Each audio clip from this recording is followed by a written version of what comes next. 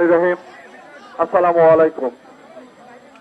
প্রিয় ভাই ও বোনেরা, আজকে গাজায় যে নৃশংস হামলা হয়েছে, এই দখলদার ইসরায়েল, তাকে আমরা কোন রাষ্ট্র হিসেবে স্বীকৃতি দেই নাই, আমরা কোনদিন দেব না।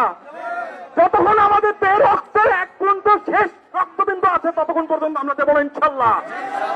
আমরা ইসরায়েলের বিরুদ্ধে যুদ্ধ ঘোষণা করলাম, হয়তো আমরা ওই স্থানে যেতে পারবো না, কিন্তু আমরা সবাই জিহাদের জন্য প্রস্তুত আছি, ইনশাল্লাহ ইনশাল্লাহ।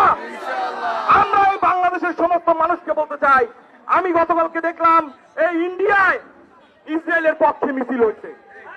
আমরা ইন্ডিয়ার পণ্য বয়কট করলাম, আমরা ইসরায়েলের পণ্য বয়কট করলাম।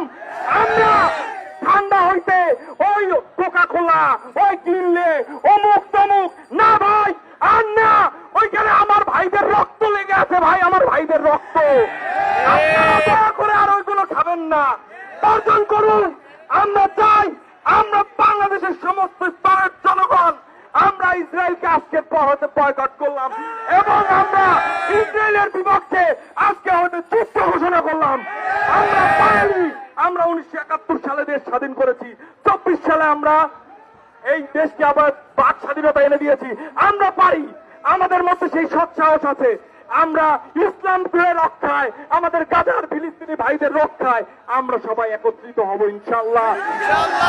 সবাইকে ধন্যবাদ। আসসালামু আলাইকুম।